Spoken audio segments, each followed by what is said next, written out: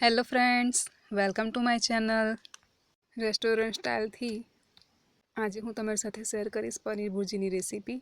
માત્ર 10 જ મિનિટમાં રેડી થઈ જાય એવી રીતે, જે ખાવામાં ખૂબ જ ટેસ્ટી અને બનાવવામાં પણ એકદમ સહેલું અને ખાવામાં મોજ પડી જાય એવી. તો ચાલો શરૂ કરીએ. સૌથી પહેલાં કઢાઈમાં 4 મોટી ચમચી તેલ લઈશું. એકદમ ઓછા સમયમાં રેડી થશે અને ગેસને મીડિયમ ટુ સ્લો જ રાખવાનું છે. આપણે ફાસ્ટ ગેસ પર આપણે નથી બનાવવાનું. જ્યારે ગરમ થઈ જાય તેલ ત્યારે આપણે એમાં જીરું નાખીશું. અહીં આપણું જીરું ફૂટી ગયું છે. હવે આપણે એમાં 4 થી 5 નંગ મરી અને 2 લવિંગ નાખીશું. ત્યાર પછી ડુંગળી નાખીશું. અહીં અમે ડુંગળીની પ્યારી યુઝ કરી છે. તમે આખી ડુંગળીને પણ કરી શકો છો નાના પીસની અંદર કરીને. આપણે ગેસની ફ્લેમ મીડિયમ જ રાખીશું અને હલાવતા રહીશું. મીડિયમ ગેસની ફ્લેમ પર આપણે સતત હલાવતા રહેવાનું છે, જ્યાં સુધી ડુંગળીનો કલર ચેન્જ ના થઈ જાય અને એમાંથી અલગ સ્મેલ ના આવે આપણને. આપણે અહીંયા ડુંગળીને ત્યાં સુધી સાતળવાની છે જ્યાં સુધી એમાંથી તેલ ના છૂટું પડી જાય. તમે જોઈ શકો છો અહીંયા તેલ એમાંથી છૂટું પડી ગયું છે અને આપણે ફેરવવાનું છે એને. ડુંગળીને સાતળવાથી એમાં કાચો સ્વાદ એનો જે હોય તે જતો રહે છે, એટલે બરાબર સાતળી લેવાની છે આપણે ડુંગળીને ત્યાં સુધી સાતળવાની છે જ્યાં સુધી એમાંથી એનો કાચો સ્વાદ જતો ન રહે. હવે એમાં આપણે લસણ નાખીશું. મીડિયમ ટુ સ્લો ગેસ પર આપણે એને હલાવી લઈશું. લસણને પણ આપણે બરાબર શેકવાની છે જ્યાં સુધી એમાંથી કાચો સ્વાદ એનો જતો રહે. 2-3 મિનિટ સુધી આપણે એને હલાવતા રહેવાનું છે મીડિયમ ગેસની ફ્લેમ પર. જો તમને એવું લાગે કે બળી રહ્યું છે તો તમે ગેસને ઓછો પણ કરી શકો છો. અહીંયા આમ હલાવતા એને સાતળી લેવાનું છે. ત્યાર પછી આપણે એમાં બરાબર હલાવી લેવાનું છે. ત્યાર પછી આપણે એમાં આદુની પેસ્ટ નાખવાની છે.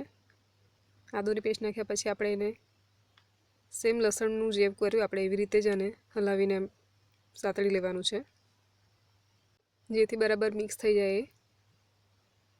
વધારે પડતી ગરમ થઈ ગયું હોય તો તમે ગેસની ફ્લેમ સ્લો કરી શકો છો. અહીંયા આપણે બળવા દેવાનું નથી. હવે આપણે એમાં લીલા મરચાં નાખીશું. અહીંયા મેં 3 લીલા મરચાંને કટ કરી લીધા હતા. જેમાં ટોમેટો પ્યુરી નાખીશું. એને પણ આપણે મિક્સ કરી લઈશું. મીડિયમ ટુ સ્લો પર જ રાખવાનું છે આપણે ગેસને. બરાબર આપણે મિક્સ કરી લેવાનું છે એને હલાવતા. જો તમે આ રીતથી બનાવશો તો ચોક્કસથી જ રેસ્ટોરન્ટ સ્ટાઇલ બનશે અને ખાવામાં બહુ મજા પડી જશે અને સમય પણ તમારો બચી જશે. અહીંયા તમે ડુંગળી અને ટામેટાના નાના પીસ કરીને પણ કરી શકો છો, પણ એને સાતળવામાં જ એટલો બધો સમય જતો રહે કે તમને બનાવવામાં મોડું થઈ જતું હોય છે. પણ જો આ રીતથી બનાવશો તો નાના મોટા બધાને જ ગમશે આવી રીતે. તો અહીંયા ટોમેટો પ્યુરી પણ એકદમ મિક્સ થઈ ગઈ છે. હવે આપણે એમાં મીઠું નાખીશું. તમે મીઠું તમારા સ્વાદ મુજબ નાખી શકો છો. અહીંયા પછી ચપટી હળદર નાખીશું. ત્યાર પછી હલાવી લઈશું આપણે એને. અહીંયા હળદર બહુ વધારે નથી નાખવાની. આપણે ટામેટા પ્યુરી નાખ્યા પછી તમે આવી રીતે પાછળથી મીઠું નાખશો તો ટામેટા પ્યુરી જે થોડી ઘણી બાકી રહી ગઈ હશે ચડવાની એ પણ ચડી જશે. અને આ રીતે આપણે હલાવતા રહેવાનું છે જેથી તળિયે ચોંટી ના જાય. ગેસની ફ્લેમ આપણે મીડિયમ ટુ સ્લો જ રાખવાની છે. એકદમ હોટલ જેવી આપણી પનીર ભુરજી રેડી થશે. 1 ચમચી લાલ મરચું પાવડર, 1 ચમચી શેકેલા જીરાનો પાવડર, ત્યાર પછી જીરાનો પાવડર નાખીશું. ત્યાર પછી ગરમ મસાલો, ત્યાર પછી કાશ્મીરી લાલ મરચું નાખીશું. આ બધું જ આપણે મિક્સ કરી લઈશું સારી રીતે અને આ બધું જ ધીમા ગેસ પર કરવાનું છે. આપણે મસાલો બળી ના જાય એટલા માટે થોડું પાણી એડ કરીશું અને ધીમી ફ્લેમ પર આપણે એને હલાવતા રહીશું જેથી કરીને બરાબર મિક્સ થઈ જાય. અહીંયા તમે મસાલાઓનું પ્રમાણ વધતું ઓછું કરી શકો છો તમારી રીતે. જો તમે વધારે સ્પાઇસી ખાતા હોય તો તમે વધારે મરચું નાખી શકો છો અંદર. બરાબર આપણે હલાવી લેવાનું છે એને મીડિયમ ટુ સ્લો ગેસ પર. અને હવે ઠીક થઈ ગયું છે તો હવે આપણે 1 વાડકી પાણી એડ કરી દઈશું. એને પણ સારી રીતે હલાવી લઈશું. મીડિયમ ગેસની ફ્લેમ પર આપણે એને હલાવતા રહેવાનું છે. મિનિટ આપણે રાખવાનું છે એના ઉપર. ત્યાર પછી મેં અહીંયા પનીર લીધું છે.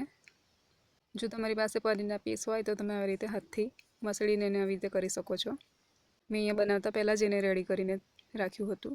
આપણે એને 4 મિનિટ માટે આ રીતે ગેસ પર રાખવાનું છે અને હલાવતા રહેવાનું છે મીડિયમ ગેસની ફ્લેમ પર, જેથી બધો જ મસાલો અને પનીર એકદમ મિક્સ થઈ જાય સારી રીતે. આ રીતથી બનાવશો તો એકદમ ફટાફટ બની જશે તમારી પનીર ભુરજી.